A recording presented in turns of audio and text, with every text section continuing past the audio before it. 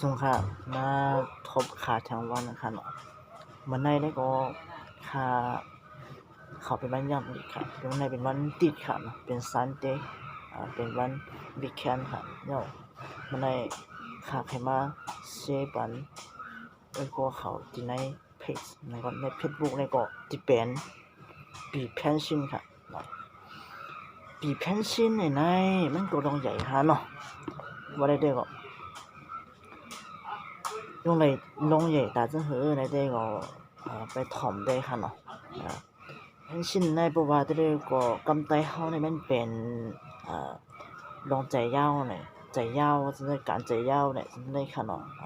มันเป็นจังค่ะพวกเฮาเฮ็ดสังก็ยาวค่ะเฮาดีไว้ใจยาวเฮาอยู่ที่ก็ไว้ใจปดๆเฮ็ดแบบนั้นกว่าเฮาให้การกำยอเฮาที่ออกมากำลังกำใจค่ะเฮาเห็นดิเฮาเห็นการมันก็สิหมอกำลังใจมันได้ไว้ใจยาวเห็นกว่า step by step มันได้ lead in มันดีกว่าคือมากกว่ามันก็เป็นแค่แล้วมันเป็นกูทันเด็กก็ยาวเฮาจะได้ไว้ใจยาวบ่มีครูสอนเสร็จละครูสอนเข้าใจสอนปันแล้วก็เฮาก็จะได้ตั้งใจเรียนตั้งใจถ่อมเข้าใจเฮ็ดฮู้บ่ฮู้ยาวๆก็ไว้ใจยาวเฮ็ดกว่านะครับเนาะบางก็ซ้ำบางก็ได้ก็บ่ว่าเฮ็ดดิเปิ้นซ้ำก็ว่าที่นั่นแค่นที่นั่นดีที่นั่นซั่นนั่นค่ะเนาะมันบ่เฮา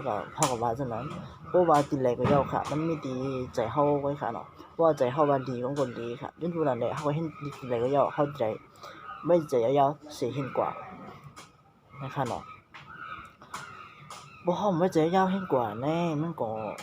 เฮาใส่ใจตัวเองค่ะนะว่าที่ไหนมันเป็นได้เป็นซื่อๆมันดีแค่มันจังซั่นเนาะเฮาก็สิ่งนี้มันใจค่ะที่ไหนก็ว่าที่ไหนมันก็แค่มันอันนั้นค่ะเนาะดีกันได้ก็นั่นแหละเฮาได้ไว้ใจยาวเฮ็ดการเฮากว่าเฮ็ดได้เฮากว่าไว้ใจยาวค่ะเนาะจะไปเฮ็ดกรรมก็ใจปอดก็เฮ็ดกะอันนี้ค่ะเนาะมันบ่นั่นแหละเฮาก็ที่ไว้ใจยาวๆก็สู่ใจเขาสิเฮ็ดกว่านี่ค่ะการเฮาฮักนี่ค่ะเนาะเป็นวันมันก็สิเป็นวันค่ะเนาะมันเป็นจังค่ะก็เหตุการณ์ก็เหมือนกันเนาะค่ะเนาะมันจะว่าเฮ็ดกว่ามันก็สิมีเงินมามันก็ได้กำใจค่ะเพราะว่าเหตุการณ์ก็เฮาได้เฮ็ดกะก็ไม่ร้อยกะค่ะเนาะตีซั่นก็เฮ็ดข่าวต่างๆเฮ็ดอยู่ใต้อำนาจเป็นต่างๆเฮ็ดมามันก็เลยเกิดทบนำมาต่างหูต่างหันนำมาเฮ็ดมาก็มันก็มาเฮ็ดเฮามันก็หลายน่ะมาเปิดคอมมูนิของตัวเจ้าก็หลายคนน่ะเพราะเสือว่าเฮาไว้ใจยาวเฮ็ดกว่าก็มันก็ถอยไปย่อมการแปลงนะคะเนาะก็บ่นำในบ่ในบ่เฮ็ดสังแล้วเนาะมันย่อมถอยง่ายๆน่ะเนาะเฮ็ดสังก็อย่าเฮาจะเฮ็ดถึงที่ไว้ใจยาวสิเฮ็ดกว่าบ่ให้ดิบ่ให้การใส่ค่ะเนาะบ่ให้การสังก็ยาวค่ะเฮาจะได้ไว้ใจยาวสิเฮ็ดกว่าค่ะเนาะ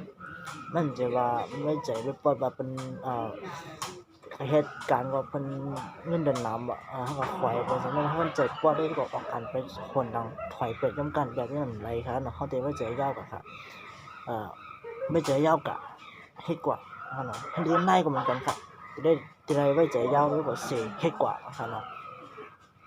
นั่นแหละเมื่อได้ก็ขาดใครมันลาได้ก็มันก็สิเป็นปีเพนชั่นค่ะเนาะปีเพนชั่นนี่ค่ะ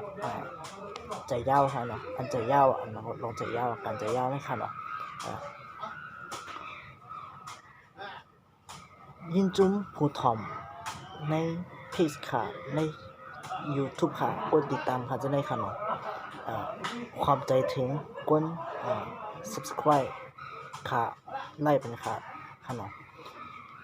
โปรสั่งว่าค่ะรัดที่ไหนผิดนะมันหมาล่าจังก็แค่ดอกคอมเมนต์มาเป็นค่ะไหนค่ะมันเป็นสังค่ะเนาะบางโปรในค่ะจะรัดผิดก็จะมีค่ะมันหมาก็จะมีค่ะเนาะบางโปรมันเป็นจังไดค่ะดังนั้นเลย